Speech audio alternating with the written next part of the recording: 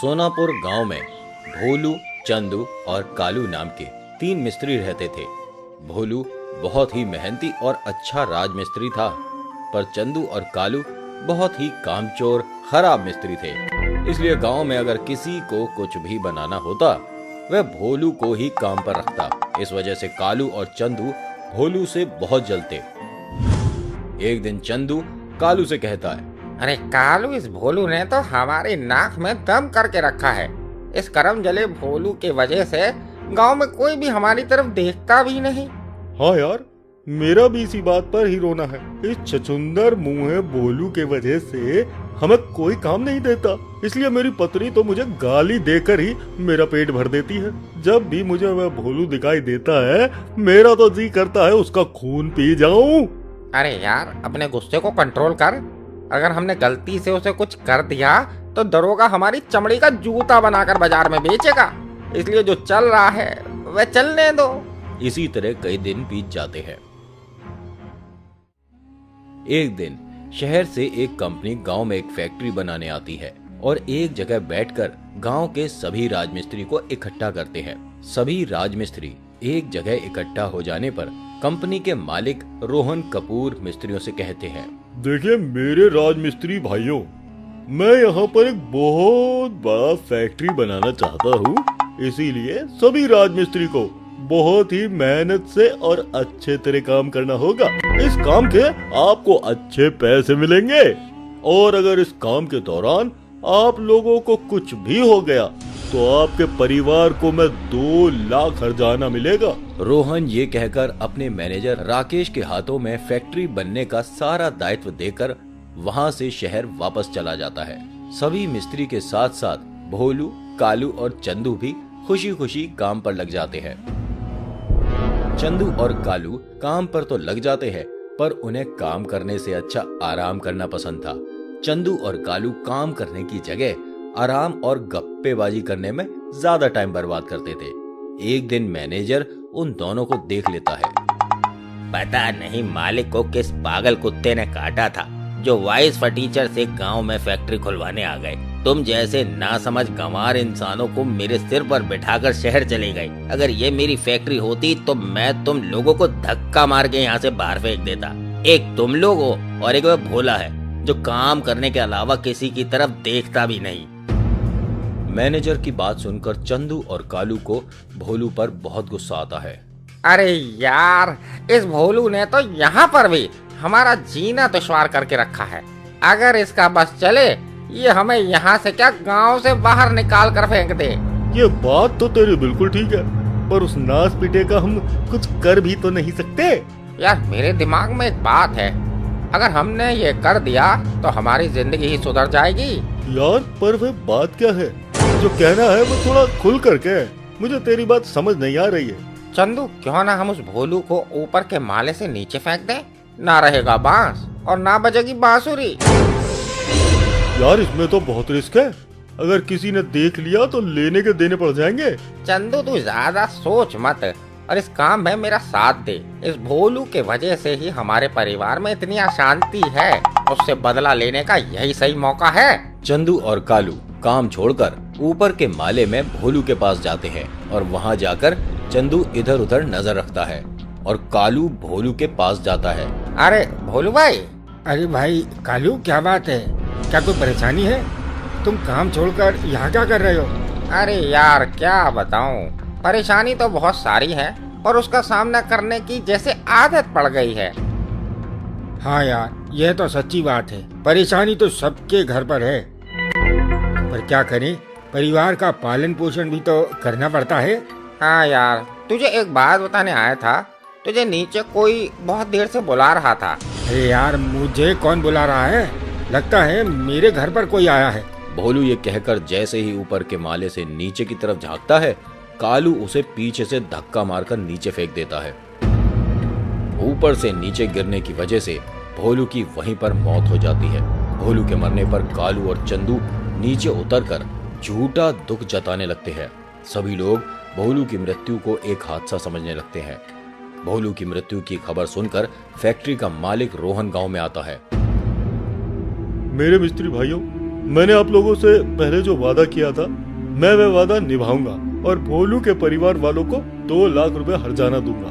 रोहन ये कहकर अपने मैनेजर राकेश के हाथों में 2 लाख देकर गांव से शहर वापस चले जाते हैं। इधर 2 लाख राकेश के हाथों में आते ही उसकी नीयत खराब हो जाती है।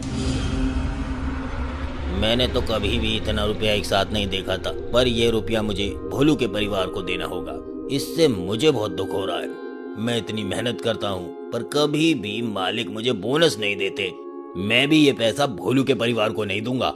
देखता हूँ मेरा कौन क्या बिगाड़ता है। राकेश ये कहकर पूरा पैसा अपनी पॉकेट में भर लेता है और खुशी खुशी वहां से चला जाता है। इधर भोलू मरने के बाद भूत बन जाता है और कालू के घर पर जाता है और दरवाजा खटखटाता है। अरे यार कालू, मैं चंदू, जल्दी से दरवाजा खोल, मुझे तुझसे एक बात पूछनी है। चंदू, जो पूछना कल सुबह पूछना। क्यों मेरी नींद का सत्यानाश करने पर तुला है? यार बहुत अर्जेंट बात है, अगर आज नहीं सुना तो कभी भी सुनने के लायक नहीं रहेगा।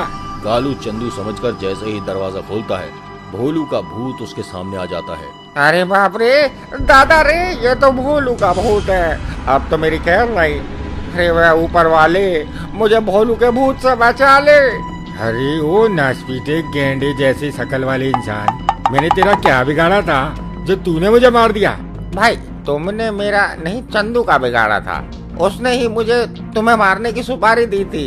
इसमें मेरी कोई गलती नहीं। तुम मुझे छोड़ दो, मेरे छोटे छोटे बच्चे हैं। तुम लोगों ने मुझे छोड़ा था, जो मैं तुम्हें छोड़ दूं? अब तुम दोनों की मैं ऐसी हालत करूंगा जिसे देखकर सबकी रूह कांप उठेगी। भोलू का भूत ये कहकर कालू को पटक पटक कर मार देता है और उसके बाद उसकी लाश को फैक्ट्री के अंदर ले जाकर उसके शरीर को दीवार में चुनवा देता है। जब सभी मिस्त्री काम करने लगते हैं तभी उन्हें दीवार पर कालू की भयानक चुनी हुई लाश मिलती है। सभी कालू की ऐसी दर्दनाक मौत देखकर बहुत डर जाते हैं। तभी मैनेजर राकेश वहां पर आता है। ना जाने ये किस शैतान का काम है, पर आप लोगों को डरने की कोई जरूरत नहीं है। पुलिस इस बारे में अच्छी तरह से तहकीकात करेगी। चलिए आप लोग अपने अपने काम पर लग जाइए। मैनेजर ये कहकर वहां से चला जाता है और सभी राजमिस्त्री अपने काम पर लग जाते हैं। पर चंदू डर के मारे अच्छी तरह से काम नहीं कर पाता और उसकी तबीयत भी खराब हो जाती है। इसीलिए वह काम छोड़कर घर पर आकर सो जाता है। रात होते ही अचानक कोई चंदू के घर का दरवाजा खटखटाने लगता है। चंदू जैसे ही दरवाजा खोलता है, भोलू का भूत उसके सामने आ जाता है। अरे भैया रे, ये तो भोलू का भूत है। कालू को भी इसी ने मारा है, अब ये मुझे भी नहीं छोड़ेगा। चंदू ये कहकर घर से बाहर की तरफ भागने लगता है। भोलू अपना हाथ लंबा करके चंदू को पकड़ लेता है और उसे भी पटक पटक कर मार देता है। उसके बाद उसे भी फैक्ट्री के दीवार में जाकर चुनवा देता है। दूसरे दिन जैसे ही सभी मिस्त्री चंदू की लाश देखते हैं, सभी काम छोड़कर वहां से भाग जाते हैं। फैक्ट्री के मालिक को जैसे ही घटना के बारे में पता चलता है, वह सीधा शहर से गांव में वापस आ जाते हैं और मैनेजर राकेश से कहते हैं, राकेश, फैक्ट्री में ये सब क्या हो रहा है? इन राजमिस्त्रियों को कौन ऐसे बुरी तरह से मार रहा है? मैंने तुम्हें यहाँ पर सब कुछ अच्छे से देखभाल करने के लिए रखा था, पर तुम्हारे नजरों के सामने इतना कुछ हो गया। तुमने मुझे इत्तला करने की कोशिश भी नहीं की। पर मालिक, इसमें मेरी क्या गलती?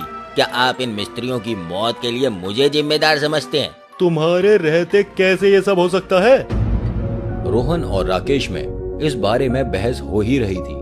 तभी वहां पर भोलू का भूत आ जाता है। भूत को देखते ही रोहन और राकेश बहुत डर जाते हैं। तभी भोलू रोहन से कहता है, आप लोगों को बस हर समय अपनी ही पड़ी रहती है। आपने हम राजमिस्त्रियों के परिवार को 2 लाख हर्जाना देने का वादा किया था, पर आपने अपना वादा पूरा नहीं किया।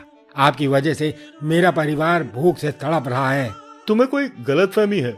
मैंने जो वादा किया था उसे पूरा किया है। तुम्हारे मौत के बाद मैंने तुम्हारे परिवार वालों को देने के लिए राकेश को 2 लाख रुपए दिया था। तभी रोहन की बात सुनकर राकेश बहुत डर जाता है और जोर जोर से रोने लगता है। सर, मुझे माफ कर दो। पैसे देखते ही मुझे लालच आ गया था और मैंने सारा पैसा अपने पॉकेट में भर लिया। राकेश ये कहकर अपने कमरे से सारा पैसा लाकर रोहन के हाथ में दे देता है। भोलू, सच में मुझसे गलती हुई है। मुझे राकेश के हाथ में नहीं, तुम्हारे परिवार वालों को पैसा देना चाहिए था। मैं तुमसे वादा करता हूँ, तुम्हारे परिवार के साथ साथ कालू और चंदू के पूरे परिवार का मैं अच्छी तरह ख्याल रखूंगा।